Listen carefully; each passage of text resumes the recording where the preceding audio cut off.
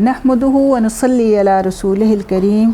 अऊज़ु बिल्लाहि मिनश शैतानिर रजीम। बिस्मिल्लाहिर रहमानिर रहीम। रब्बि इश्रह ली सदरी व यस्सिर ली अमरी वहलुल उक़दतम मिन लिसानी यफ़क़हू क़ौली। आज हम उस हदीस को देखते हैं कि एक बंदा जब फ़ौत होता है तो उसके साथ क्या मामला जो है वो पेश आता है, और दोनों तरह के मामलात को देखेंगे कि अगर एक गुनाहगार बंदा फ़ौत होता है तो उसके साथ क्या होता है, और जब एक नेक बंदा फ़ौत होता है, इस दुनिया से जाता है, तो उसके साथ क्या मामला होता है, ताकि इसकी रोशनी में हम अपने अमल को दुरुस्त करने की फ़िक्र करें। क्योंकि ये दिन ज़िंदगी मुख्तसर सी है और इसमें किसी को नहीं पता कि कब उसकी मौत का वक्त जो है वो आ जाएगा। सही हदीस से साबित है, और इसी से फिर अज़ाब क़ब्र का भी सबूत हमें मिलता है। प्यारे नबी सल्लल्लाहु अलैहि वसल्लम, एक दफ़ा आपको किसी सहाबी के फ़ौत होने की इत्तला मिली, तो आप सल्लल्लाहु अलैहि वसल्लम अपने सहाबा के साथ उसके ताज़ियत के लिए भी जा रहे थे और नमाज जनाज़ा भी आपने पढ़ानी थी। जब आप पहुँचे तो अभी तक वो मैयत जो है वो नहीं आई थी। आपने सहाबा कराम को अपने पास बिठाया और फिर उनको ये एक दर्स दिया और उसमें वो कैफ़ियत सारी बताईं। आप सल्लल्लाहु अलैहि वसल्लम ने फ़रमाया, पहले तो ये कही कि इस जैसी चीज़ के लिए तैयार करो, यानी कब्र के बारे में कि इसके लिए तैयारी करो।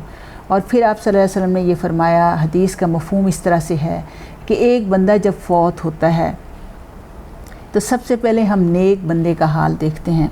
अगर वो नेक होता है, ईमान की हालत में उसकी वफ़ात होती है, तो प्यारे नबी सल्लल्लाहु अलैहि वसल्लम ने फरमाया कि हज़रत इज़राइल आते हैं, और वो अकेले नहीं आते बल्कि पूरी जमीयत जो है फ़रिश्तों की उनके साथ होती है। तो वो फ़रिश्ते आते हैं, और आम तौर पे कई दफ़ा हमने देखा है कि किसी मरने वाले बंदे की हालत होती है कि वो कह रहा होता है कि आगे से हट जाओ या कुर्सी बिछा दो, लोग आ रहे हैं, तो वो असल में उस बंदे को वो फ़रिश्ते नज़र आ रहे होते हैं। नबी सल्लल्लाहु अलैहि वसल्लम ने फरमाया कि हज़रत इज़राइल यानी जो मलिकुल मौत हैं, वो बहुत ही नूरानी और बहुत ही अच्छी शक्ल व सूरत में सारे फ़रिश्ते आते हैं और उस बंदे की फिर रूह को कब्ज़ करते हैं, और इतनी आसानी से उसकी मौत वाक़ई होती है कि आप सल्लल्लाहु अलैहि वसल्लम ने हदीस में ये बताया कि जैसे मशकीज़े में से पानी जब डाला जाता है तो आसानी से निकल आता है, इस तरह उस मोमिन बंदे की रूह को निकाला जाता है बदन से। अल्लाह हमारे साथ ऐसा ही मामला करे। फिर नबी सल्लल्लाहु अलैहि वसल्लम फरमाया कि एक कफ़न तो वो होता है कि जब बंदा फ़ौत होता है तो सारे लोग तैयार कर रहे होते हैं, एक कफ़न ये फ़रिश्ते भी अपने साथ लेकर आते हैं, और ये कफ़न बड़ा ही खूबसूरत खुशबुओं में बसा हुआ कफ़न होता है। उसमें बड़े ही प्यार से उसकी रूह को लपेटा जाता है। असल चीज़ देखें रूह है, रूह जिस्म में होती है तो सारे महसूसात जो हैं वो ज़िंदा रहते हैं। फिर इसको ऊपर आसमान की तरफ ले जाया जाता है। जब ऊपर जाते हैं तो खूब खुशबुएं उसके अंदर से निकलती हैं। आम तौर पे कई दफ़ा अल्लाह ताला लोगों को दुनिया में बताता है, लोग कहते हैं कि मुर्दे के पास से खुशबू आ रही थी, तो ये वही खुशबू होती है। फिर आसमान का दरवाज़ा खटखटाना नहीं पड़ता, खुल जाते हैं दरवाज़े। वहाँ वाले फ़रिश्ते उसे कहते हैं मरहबा मरहबा, उस बंदे का अच्छा सा नाम लेकर पूछते हैं कि कौन है, ये तो बहुत ही कोई अच्छा बंदा है। इस तरह हर आसमान पर उसको वेलकम मरहबा मरहबा जो है उस बंदे के लिए होता जाता है, यहाँ तक कि 7वें आसमान पर अल्लाह रब्बुल आलमीन के सामने पेश होते हैं। अल्लाह ताला कहता है कि हाँ ये मेरा बंदा बहुत ही नेक बंदा था, अल्लाह को मालूम होता है ये सारी चीज़। फिर अल्लाह ताला कहते हैं कि इसका दफ्तर यानी ये जो इसका अमाल नामा है, इसको मकाम इल्लियीन में रखो। इल्लियीन वो मकाम है जो अल्लाह के अर्श के नीचे है। फिर वहाँ पे उसका दफ्तर रख दिया जाता है। ये पूरी एक किताब है जो तैयार हो रही है। फिर अल्लाह ताला हुक्म देते हैं कि इसको वापस ज़मीन में पहुँचा दो, क्योंकि मेरा वादा ये है कि जहाँ मैंने इसे पैदा किया है वहीं से इसको दोबारा उठाऊँगा। अब फरिश्ते बड़े ही प्यार के साथ उसकी रूह को वापस उसके जिस्म में पहुँचाते हैं। ये वो वक्त होता है जब लोग दफना देते हैं। अब दफना के अभी वापस जा रहे होते हैं कि इतने अरसे में यानी कब्र बंद होती है, इतने अरसे में फ़ौरी तौर पर मुनकर नकीर आ जाते हैं और वो उसको उठाते हैं, झंझोड़ के उठाते हैं। ये हर एक के साथ एक ही मामला करते हैं। जब वो मोमिन बंदा उठता है तो बड़ी सब्र व सबात के साथ उठता है। अपनी ज़िंदगी में चूँकि वो नमाज का पाबंद होता है, उसे वो वक्त दिखाया जाता है कि जैसे शाम हो रही है, असर का टाइम जा रहा है, وہ نماز کی فکر میں اٹھتا اور کہتا ہے اوہو مجھے نماز پڑھنے دو، میری نماز عصر کا ٹائم جا رہا ہے۔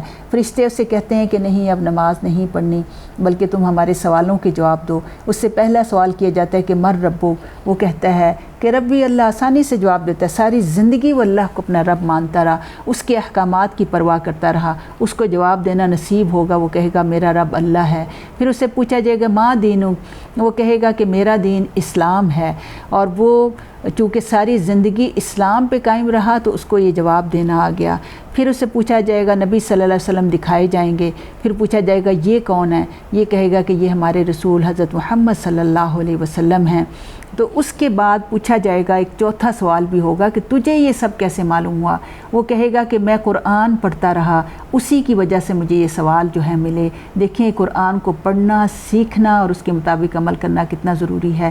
پھر اس کے بعد پیارے نبی صلی اللہ علیہ وسلم نے فرمایا کہ اس کو اس کی قبر میں کھڑکی کھولی جائے گی، اس کو اس کا جنت کا ٹھکانہ دکھایا جائے گا۔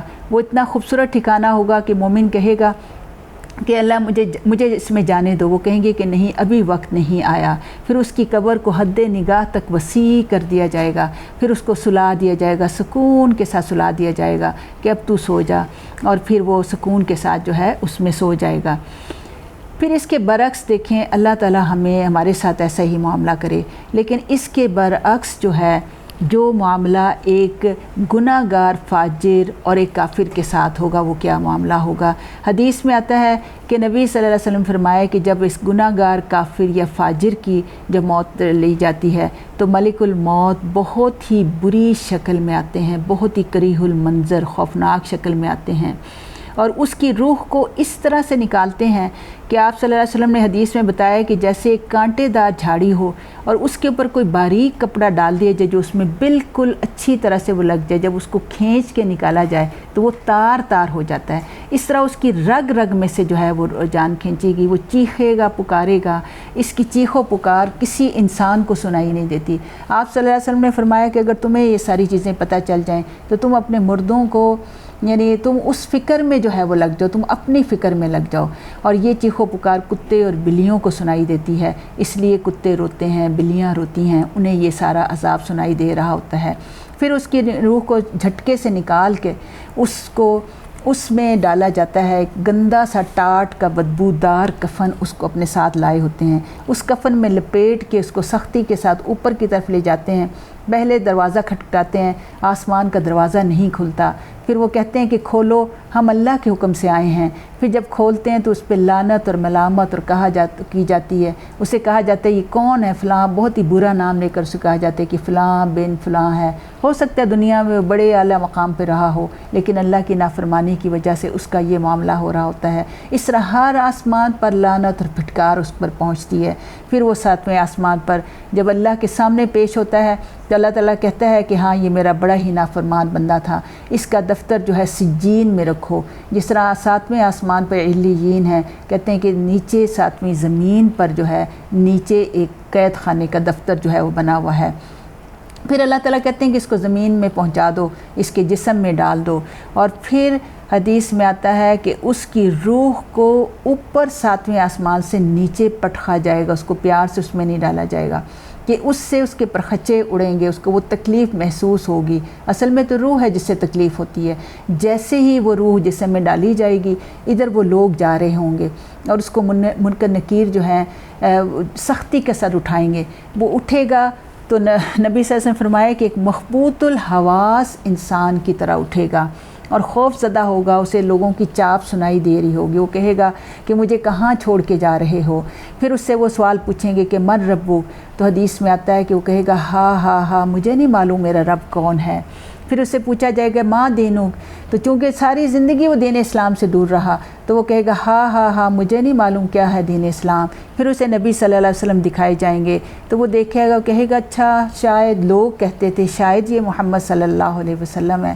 پھر پیارے نبی صلی اللہ علیہ وسلم نے فرمایا کہ اس کی اس طرح سے قبر کو تنگ کر دیا جائے کہ اس کی پسلیاں ٹوٹ جائیں گی، اس طرح سے وہ تنگ ہو جائے گا۔ اس کی قبر میں جہنم کی طرف ایک کھڑکی کھولی جائے گی، اس کا ٹھکانہ دکھایا جائے گا کہ تو نے اس کے بعد یہاں پہ جانا ہے۔ حسرت اور افسوس اس کے اوپر ہوگا۔ ایک فرشتہ آئے گا جو گرز مارے گا، جس کی وجہ سے وہ اتنے چیخ و پکار، کا سر ٹکڑے ٹکڑے ہوگا، اور اس قدر چیخ و پکار ہوگی کہ ہر جاندار انسان کے علاوہ اس کو سنے گا۔ تو یہ معاملہ دیکھیں کہ قبر میں جا کر پیش آنا ہوتا ہے۔ اسی وجہ سے دیکھیں کہ پیارے نبی صلی اللہ علیہ وسلم نے ہمیں آخری تشہد میں یہ دعا سکھائی کہ اللہم انا نعوذ بک من عذاب القبر، یعنی عذاب قبر سے اللہ کے نبی نے کہا کہ ضرور پناہ مانگو، کیونکہ یہ پہلی منزل ہے انسان کی جس کو اس سے ہر ایک کو اس سے سامنا جو ہے کرنا پڑے گا۔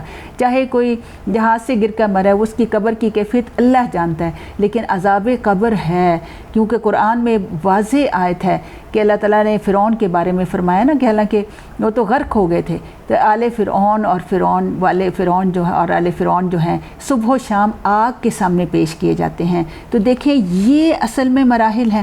اس لیے تعزیت کرنے جب بندہ جائے تو اسے ان ساری چیزوں کو غور و فکر کرتے ہوئے زیادہ سے زیادہ مرنے والے کے لیے دعائیں کرنی چاہیے، اور بہت ہی شدت کے ساتھ دعائیں کرنی چاہیے۔ پھر نبی صلی اللہ علیہ وسلم کی یہ بھی حدیث ملتی ہے کہ میت کے لواحقین کے لیے بھی دعا کریں۔ جیسے نبی صلی اللہ علیہ وسلم نے سیدنا جعفر کی وفات پر جعفر کے ہاں جب تشریف لے گئے تو ان کی بیوی سیدہ اسماء بنت امیہ سے تعزیت کرتے ہوئے ان کے سب سے بڑے بیٹے عبداللہ جو بچے ہی تھے ان کے لیے دعا کی کہ اے اللہ خاندان جعفر کا تو خود والی بن جا اور عبداللہ کی کمائی میں برکت عطا فرما۔ یہ بات آپ نے 3 بار دہرائی۔ اس حدیث سے پتہ چلتا ہے کہ میت کے اہل خانہ کے لیے بھی خیر و برکت کی دعا کرنا مسنون طریقہ ہے، کیونکہ اس سے ہم ہمدردی اور خیر خواہی کا جذبہ جو ہے یہ پتہ چلتا ہے۔ تو اس طرح سے تعزیت ہمیں کرنی ہے۔ اللہ رب العالمین ہمیں درست رویہ اختیار کرنے کی توفیق عطا فرمائے۔ وما علینا الا البلاغ المبین۔